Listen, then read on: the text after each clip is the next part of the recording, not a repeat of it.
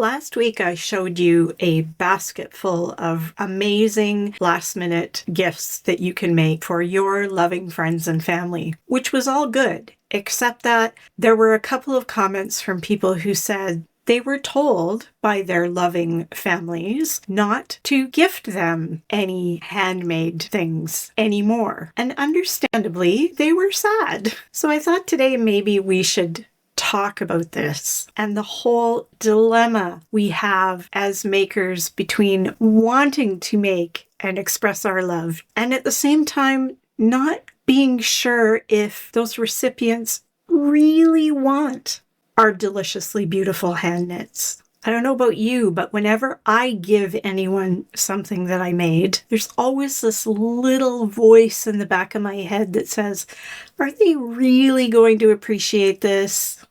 No, Oscar, if they don't want it, you can't chew on it. Although you are good at chewing on things.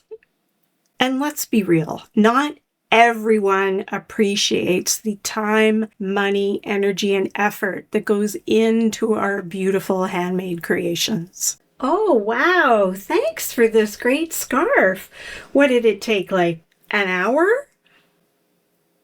So grab whatever soothing beverage works for you and follow me into the lounge and we'll break down the good, the bad, and the awkward of giving handmade knit and crochet gifts to friends and family. Here's the thing about handmade gifts. They take time, a lot of time. You're picking the perfect pattern, you're choosing the yarn, you're going to the store to buy all the supplies, and you're pouring your heart into every stitch. But the person who's receiving it, they might think it's just a scarf. But we know it's not just a scarf. It's hours of work. It could have been an entire journey of frogging, re-knitting, and stressing, sweat, tears, and maybe even some swearing. But hopefully not any blood. I'm gonna bet that you probably have a story about giving somebody something that you made that was not received the way you expected. Here's my sad story. 30 years ago. Yep, 30 years ago, and this still stings.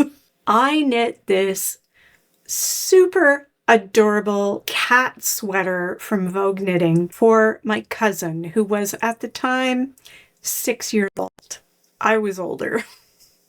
I spent a lot of time on that and worked very hard at the intarsia color work required to make this super cute sweater. And it was super cute.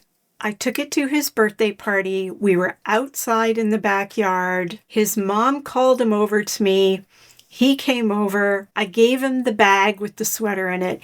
He pulled it out, looked at it for 1 second, said, "Oh, thanks," dropped it on the ground, and buggered off to play. And my feelings were hurt. I mean, of course, 6-year-old kid, they do that. But it still stung. And it is stinging to this day. Now, come to think of it, I should have known. Look at the face of this kid on the pattern itself. That should have been my first clue. I really thought he was going to love it. But, you know, it's really hard to know if someone's going to appreciate your effort or if it's going to end up stuffed in a drawer somewhere and forgotten forever. Let's look at the big question. Does the person for whom you are making that delightful knitted bundle of love even really want that thing? Because not everyone loves handmade, knitted, and crocheted items. I know that sounds crazy, but I'm afraid it's true. We have to face reality here. Some people don't like to wear hats, or they don't like to wear certain kinds of hats. Some people are too hot for scarves or cowls, or even sweaters. or they're super picky and have very specific style. Guilty. So we can't always just write people off as ungrateful. It might just be that hand knits or the style, color thing that you made them just isn't their jam. And that's okay, of course. But as a maker, can feel a little soul crushing when your hard work isn't met with the enthusiasm that you expected. So here's the dilemma. Do we make gifts only for the people who we know for sure 100% will truly appreciate them? Or do we keep gifting handmade things because it brings us joy, no matter how they are going to respond or react to it? I'm going to give you some tips for how to parse this out a bit in a minute. But first, I want to tell you about a gift that I made for someone that was a huge amount of work and pretty risky. But I went ahead and did it anyway because I got the idea and I couldn't shake it. A few years back, Mr. Handsome and I were in Toronto visiting his sister. And in her kitchen window, she had this stunning piece of leaded glass. And I was just smitten with it. I loved everything about it. The shapes, the different textures and colors of the glass. I just thought the whole thing was so cool. And of course, looking at it, what did I immediately see? I saw a design that could be quilted or knit or crocheted.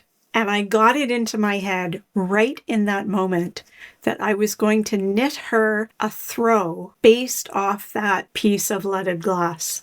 So I took several pictures of it while I was there. And when we got back home, I started planning. I created a graph with every stitch, figured out how many colors I was going to need, what kind of colors. And then I spent hours online searching for exactly the right yarns. They had to be the right color. They all had to be the same weight. I wanted different textures for different parts. I wanted some parts to be smooth, some parts to be fuzzy, some parts to be solid, and some parts to be variegated because I wanted to recreate the different textures in that piece of glass work the best I could. All of that took hours. I had to buy the yarn from several different sources and wait for it all to arrive. And then I had to knit it. And I did the whole thing in intarsia. On some of those rows, I had 13 color changes in a single row. The yarn was often just a big ball, tangly, messed up ball. But I was pretty excited doing it. I loved how it was turning out. I finished and blocked it, and I just felt like I had made the coolest thing in the whole wide world. And then I had to pack it up and send it away. And honestly, I didn't know if she was gonna get it. So I was kind of stressing the whole time.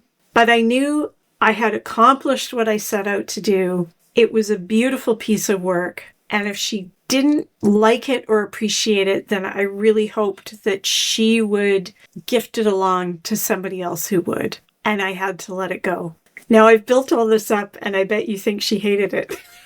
Well, she didn't. She loved it.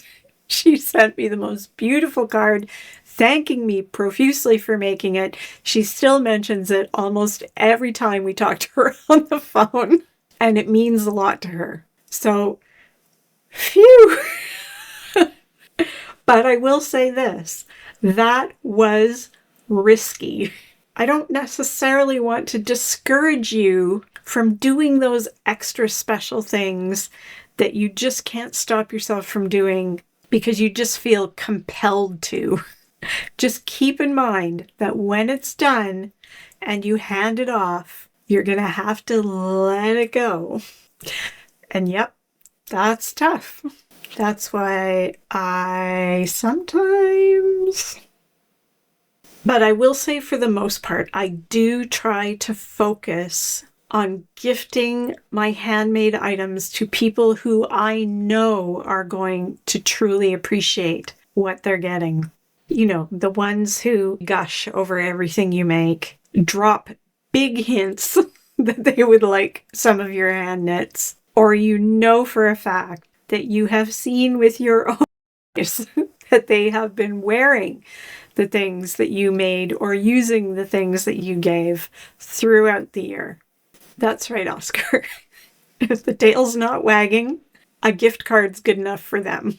Okay, now that I've got you second guessing everything that you plan to make this year for Christmas, let me give you a few tips about how to make this whole gifting handmade stuff go a little more smoothly. As a rule, stick to practical stuff that people actually use. I ran a quick Google search of popular knitted outdoor items for 2024, and I gotta say, I was a little bit surprised. At the top of the list was a classic beanie with a folded up brim, double points if it's double thick, and plain stockinette. You know this Musselburgh hat by Isolde Teague? The one I thought I would never knit in a million years because it was just too basic and boring? Well, guess what? I'm knitting it in these yarns.